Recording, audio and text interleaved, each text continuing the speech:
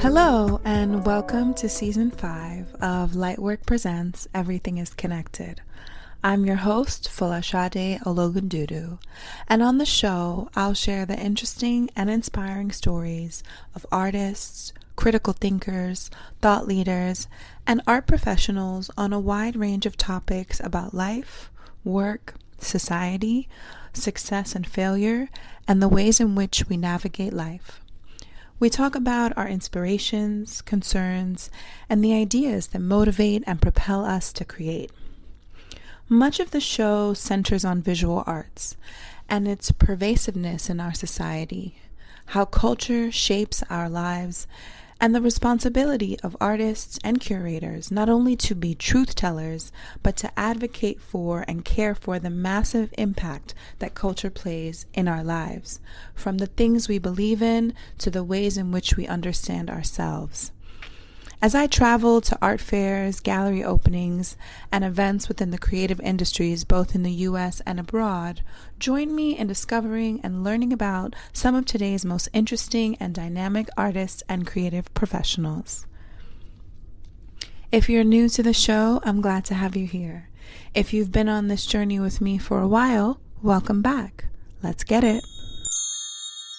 On this episode, I'm joined by Brice Yonkeu as we discuss his career in the arts. With a background in political science, Brice transitioned to the arts, seeking to make a more relevant contribution to culture. In this episode, he shares his experiences over the past few years working in the arts. From opening his own gallery, Bwo Gallery in Cameroon, to participating in Amoako Boafo's residency, dot.aterliers, as the first curator in residence, and showcasing his latest exhibition, a continuation of the show he presented at dot.aterliers upon completion of the residency. On view now at Gagosian through August 8th.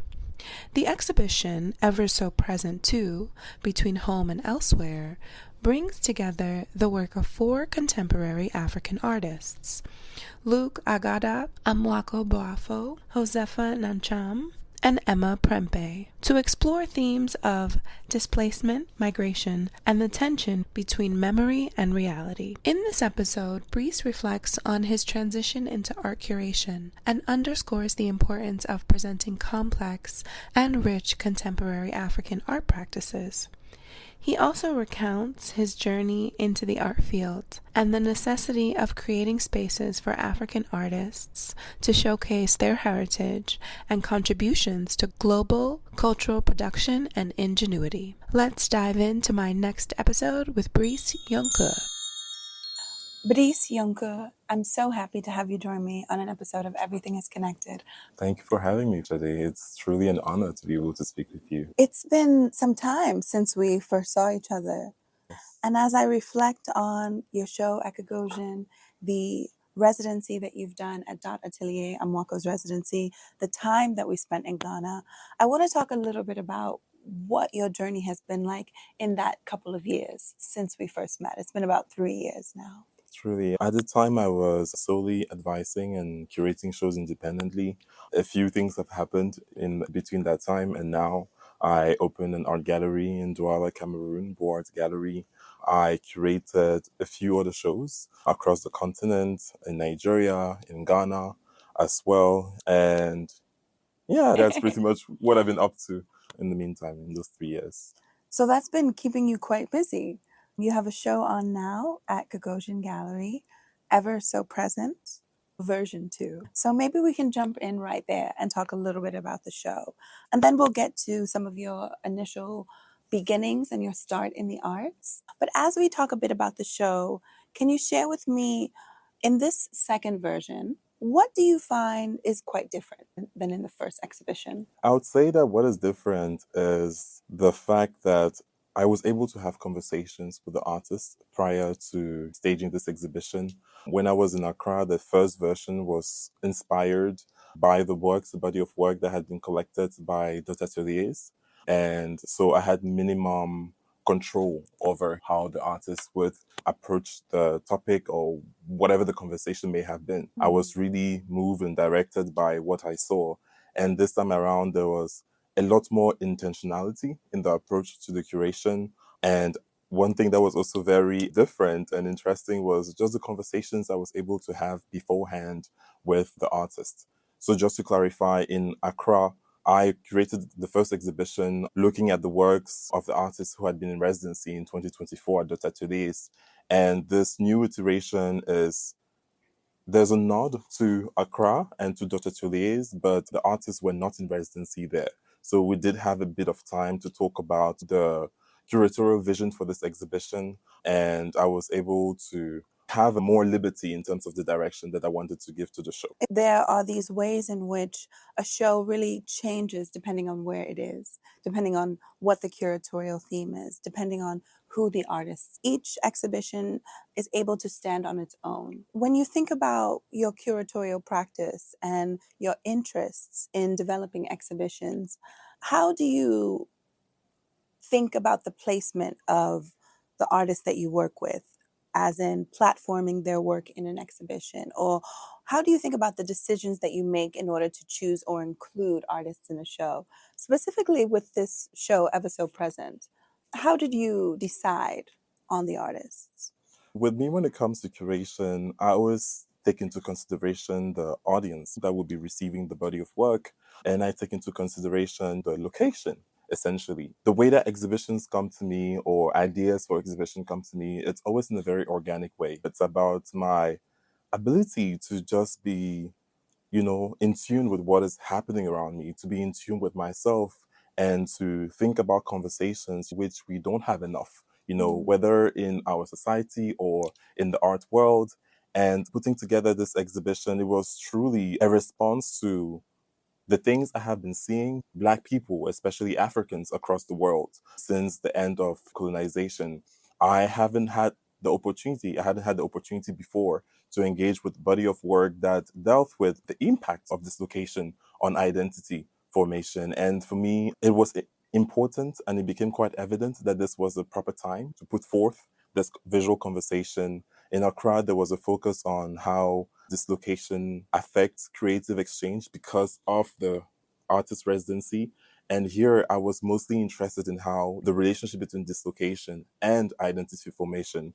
And the artists featured in these exhibitions are artists who I think brilliantly discuss or explore these themes in their work in very rich and different practices. It was important for me to have an exhibition that shows the richness of contemporary practices today. And I think that these artists allow us to immerse ourselves in this world and maybe lower some barriers and some guards to truly receive the messages in the complexity that come with your work. Yes. You're making me think about a lot of different things, but I think it's a really nice time to go to your origin story and to look a little bit further back into what initially drew you into the field and some of the things that really inspired you to become a curator, to start working with developing your own gallery, developing your own advisory firm. What are some of the things that inspired you to move in that direction professionally? To be honest, it was an encounter. During my first visit in Lagos, Nigeria, I met with an artist called Yusuf Aina Bogunde. We had a wonderful interaction, and at the time, I was mostly working with musicians and entertainers. And I was also going to law school. I have a background in political science. That's my undergraduate major. But I felt like I wasn't as relevant, and I wasn't creating or contributing to the empowerment of my people on the continent. My practice as an aspiring lawyer was still focused on the continent, especially project development and financing in energy, infrastructure. But I felt like the work was a bit too corporate, and I wanted to be in a field that allowed me to express myself as a writer to a certain extent because I love writing. And that's one of the reasons why I approached Yusuf a year or two after we met to ask him if he would like me to be his manager. We started working together, and COVID-19 happened. He was supposed to have a few exhibitions outside of Nigeria in 2020. All the exhibitions were cancelled due to lockdowns and all the things that were happening around that time. But Yusuf was still creating. He went from working on a traditional medium, notably canvas and paper, to working on digital medium. And the signature was still the same. And I was quite mesmerized and told to myself that it would be such a shame if nobody was able to see the work, the production he's had then. So I boldly asked him if I could curate a virtual exhibition for him, considering that he had been creating works discussing COVID-19 and the impact on Nigeria. He created works related to the death of George Floyd, and then he created other works related to NSAS in Nigeria. He gave me his approval, and I worked diligently to make sure that my coming out as a curator was at the level of hard work and dedication that the artist had creating this body of work. And from there, there was just a series of opportunities that naturally aligned. And I saw this as an avenue for me to do something I was a lot more passionate about, which was art, which was building relationship with artists, which was putting forth conversations which I thought were relevant, which was expressing myself with the most freedom that I could have, just as the artists who create express themselves with the highest level of freedom that they can afford. So this is like how I ventured into art, and it's been 6 years now, and it's still going, and I'm enjoying it. You're just getting started. I am. I want to speak a little bit about the fact that you're Cameroonian and your work in giving. So I'd like to talk a bit about the fact that you're Cameroonian. And in your work, you give a platform to Cameroonian artists. You establish cross-cultural exchange by putting artists in dialogue, bringing ideas to Cameroon. How did you begin your gallery? Bwo Art Gallery. I think that for me and my business partner, it was the next logical step. Prior to opening Bwo, we had been advising for a few years and had tremendous results. We had been managing a few artist studios as well, virtually. And so we understood the kind of relationship that is important to establish with a studio to make things work and to help develop their careers and their markets. And aside of that, independently, I had also been curating exhibitions. So it felt like we had all the ingredients to have our own space, but also there was a big conversation or question in terms of where to have this space. And Cameroon became a top choice to us, honestly, because my business partner, Noel, and I were both originally from Cameroon. We were raised there and then moved for different reasons. I moved to France when I was 14 and a half because my parents had been divorced for quite some time. Noel, my business partner, moved to the US after high school in Cameroon. And I think that this was an opportunity for us to reconnect with our home, but also to be able to create a platform and a space that we felt was very much lacking in Cameroon. There are a few galleries or spaces that predate us, but in terms of the dynamism that we hope to see and that we had seen in other neighboring countries, we felt like we could bring something new. I'm always up for collaboration, but in the context of Cameroon, I felt like there were a few artists that I wanted to see exhibit in Cameroon and just get some responses. But at the same time, it's very important that we created a space that could be a new avenue or a new platform for artists who are based around the continent and who want to exhibit on the continent, or even artists who are based outside of the continent. Something we've seen quite a lot in the past decades and even more is that most often artists from the continent get to receive success and acclaim and even sometimes first experiences in the West before they're able to show in Africa. And for us, and especially being part of this newer generation, it was important to create a new narrative. So it must have been a series of conversations over time, a period of working with Noel, working with artists, talking with artists as you've described, and coming to the conclusion that there was something that was missing.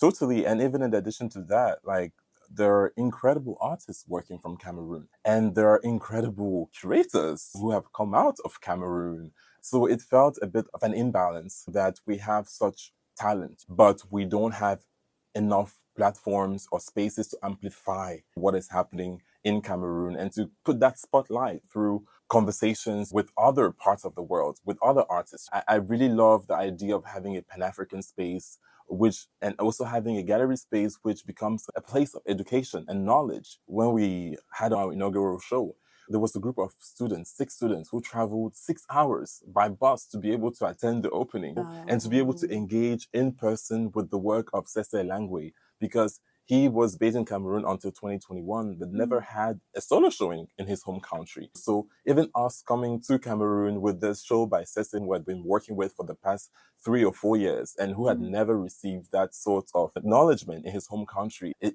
definitely made it evident for us that this was a right move, and that as tough as the journey would be, such a space was vital. And we could see that through the engagement and the interest that the students had right from our initial exhibition. I want to talk a little bit about the idea of working independently to support and steward your business as a gallerist and an advisor.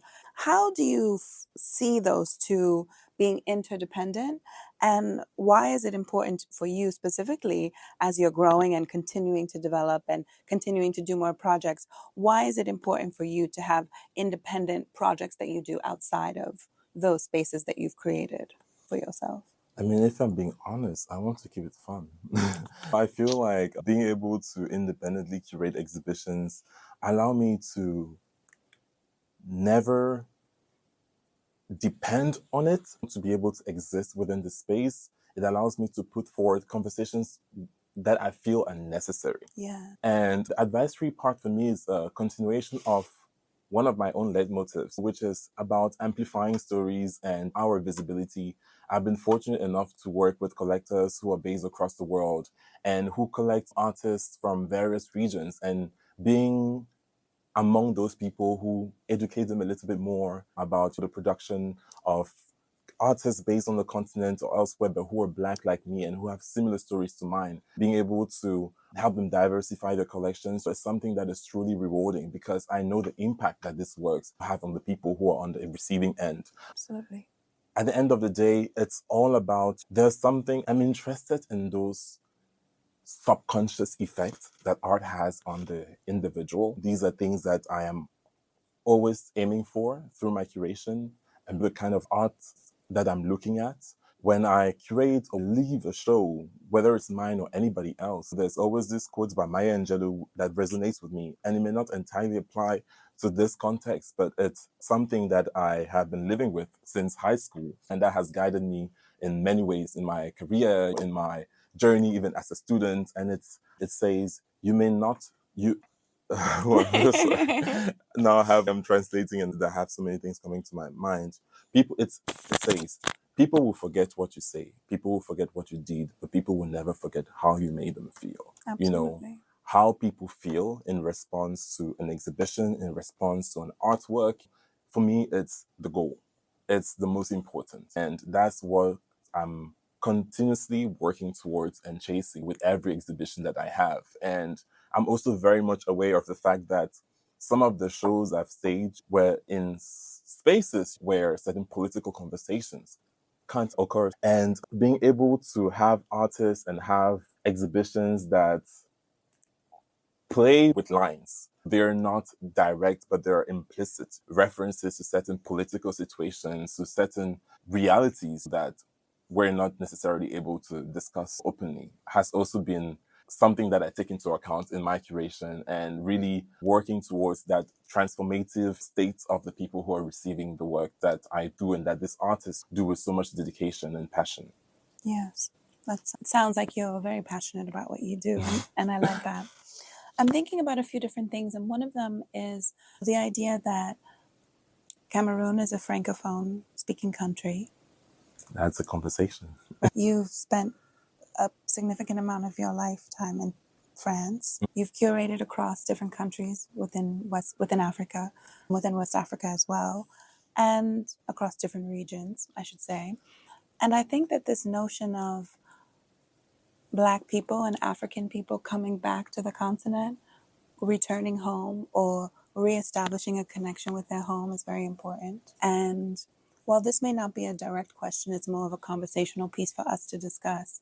But you spoke earlier, just a moment ago, you referenced that really beautiful Maya Angelou quote about how you make people feel. And we both understand the power that art has to make people feel. So all of the incredible ways that you can impact a person by presenting them with an exhibition, right, where they may be seeing different things, experiencing new things. With all of the complications and the challenges that we face in this moment in time, as you think about your position in the world, a person who has roots in Cameroon, has roots in France, is having these global conversations about where we are in the current moment. What do you feel is your responsibility as a curator? That's a very good question. Before I answer this, I would just like to rectify something you said in terms when it comes to Cameroon. We have a huge problem at the moment related to language. So Correct me, please. you presented Cameroon as a francophone, as a French-speaking country. Cameroon is a bilingual country where we have English and French as official languages, and it has been the subject of a lot of violence and fights in the country for the past 7 to 8 years. I was raised by a French speaking family in a way. I would say it's important for me to just clarify this because this has led to a civil war in the southwest and northwest regions of Cameroon. These are the Anglophone communities that feel marginalized and feel like they're not seen enough in this country. And in regards just to that, Cameroon is a very complex country when it comes to languages. I went to school in English. My parents are Francophone, but their own parents spoke Pidgin English and our mother tongue fluently. So in terms of if I'm Francophone or Anglophone, I never know how to answer this question because I don't also want to let, boundaries or borders imposed on us by foreign forces define who we're supposed to be because those boundaries are more porous than we think. Absolutely. But in terms of where we are today and my responsibility as a curator, to be honest, that's a conversation I've been having with friends. When I look at the independences those times and the great literature and intellectual material that came then, I'm wondering what is the challenge of my generation? How are we going to impact the world? And that's why for me, there's really a necessity through my curatorial work to expand minds. I'm learning endlessly every day, and I want people to be open-minded. I want people to be open to learning new things. It's okay to be uncomfortable, but I do think that there's always a comfort in the technique, even when it is groundbreaking and the message may seem a little bit disturbing. I want people to think differently, or at least understand that there's nothing linear and it's all about perspectives. History is about perspectives. Absolutely. Politics is about perspectives. And through my curatorial work, as I said before in my introduction, I studied political science. So the work that I do, I understand is highly political without necessarily being directly political. Sure. And so I'm constantly thinking about what is the mission. My mission as a curator, as an individual navigating this world in the 21st century, but also more generally speaking, the mission of my generation. Mm-hmm. And these are conversations I have with artists, including some artists that I have exhibited in different shows. But also that's why I felt like it was very important to have this exhibition here, because I do feel that growing up there was, and especially in the actual political context environment that we navigate, regardless of where we are in the West, there are tendencies to discredit our heritages, our contributions. Yes. And to diminish or minimize them completely. So it was important for me to have this exhibition that shows just the complexity of who we are with the richness of the practices of this artist. And you have an artist like Agada in this exhibition whose surreal and abstract work just really encapsulate that. You have Emma Prempeh's work who shows you that it's also all about a journey.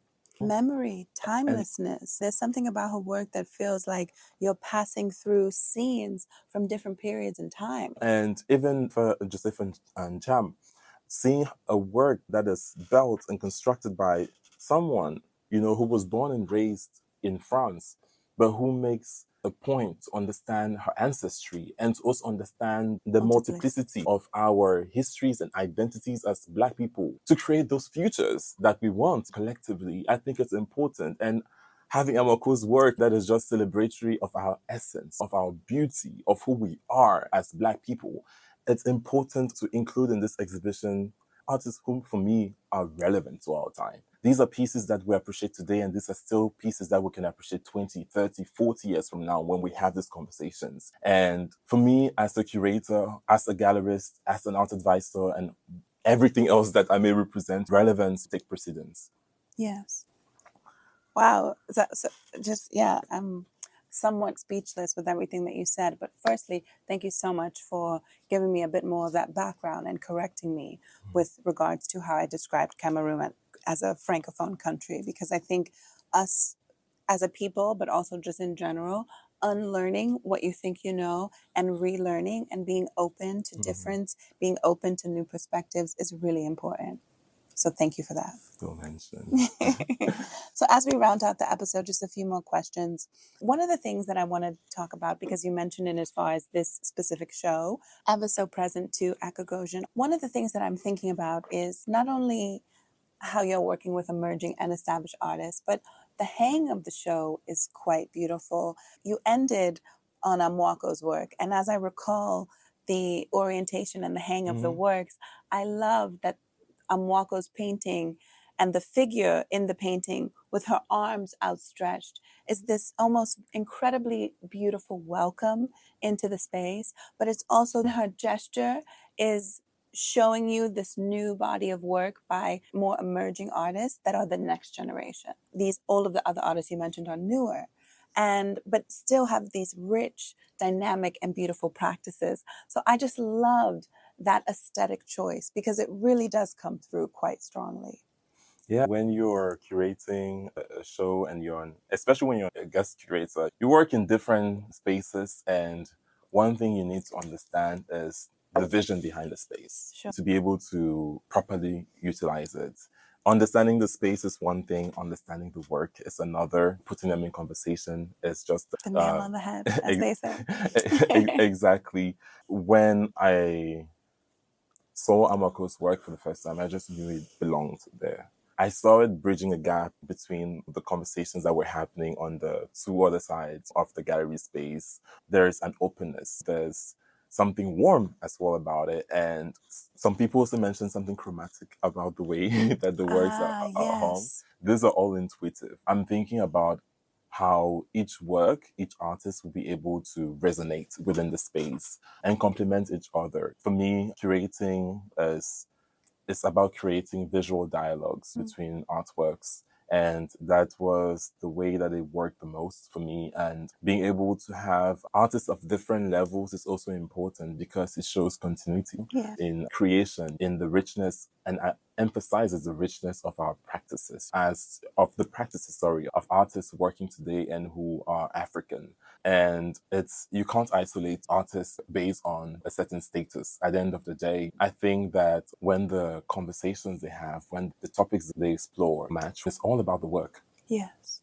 It's all about the work. And these artists are artists who work diligently, who do a lot of research, who are very passionate and committed to the works that they do. And it makes it easier for me as a curator to be able to match them with artists of seemingly different levels. Yes. Final question as we round out the episode. So present too is the continuation of a show that you did at dot.ateliers after you finished the residency in Ghana that is spearheaded by Amoako. Can you speak a little bit about that experience at the residency? What was that like for you? And what would you say is your biggest takeaway from that experience? Oh, that's a really good question. It was a new experience. It was my very first residency as a curator. Usually I would be on the other end looking at artists going into residency. There was a lot of free form to the way that this residency was organized, in the sense that the house that houses this residency for curators was intentionally designed for resting. And I think it imposes its rhythm on you naturally. I did my curatorial residency in 2 parts. The first time I arrived with many objectives to be productive and to make good use of the space and my time there. You had a lot of plans. I had a lot of plans. There's just something about the house. You want to be on the rooftop to watch the sunset. Yeah. You want to wake up and go into the patio and work out there. You want to have time to swim. And you realize that it's just important to also go with the rhythm of life itself. You can't force things. So it was truly a moment of deep reflection. And being able to curate that show at dot.ateliers also allowed me to better understand my practice as a curator, my process. Prior to that residency, I had been curating exhibitions mostly for my gallery, because ever since we opened the gallery, I mostly curated exhibitions for my gallery in Douala. So I had created a certain routine with a certain team, and being there and curating also my first institutional exhibition I allowed myself to be guided by the works. I allowed myself to be guided by my intuition.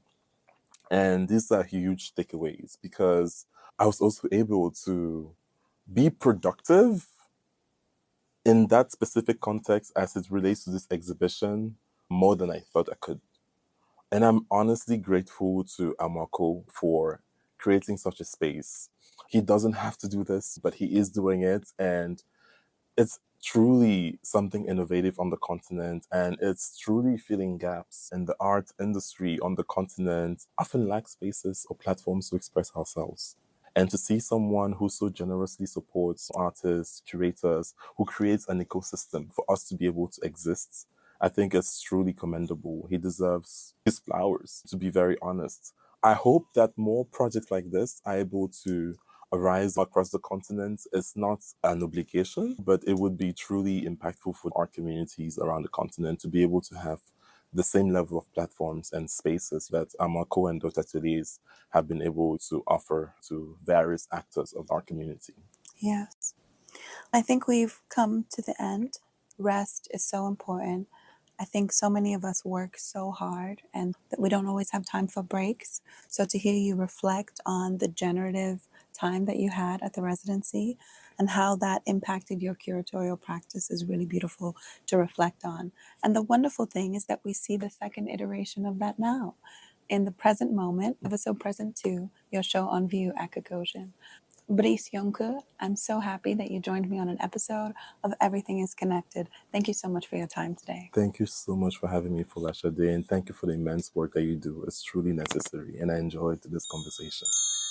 That was my episode with Brice Yonkeu. I want to give a big thank you and a big shout out to Brice for joining me on the show. And it's a wrap, folks. That was our episode of Lightwork Presents Everything is Connected. Conversations on culture and current events with some of today's hottest creative contemporaries. These episodes are recorded remotely and on location wherever in the world that I find myself, whether that be Africa, the US, Europe, the Middle East, or the Caribbean. Depending on where I am at the time of these recordings, you will hear the sights and the sounds of my local environment. I look forward to continuing these wonderful conversations with you, with artists and creative professionals across a variety of industries. I'm your host, Folasade Ologundudu, and we'll see you next time. As always, stay motivated, stay inspired, and stay up. Peace and love, y'all. We out.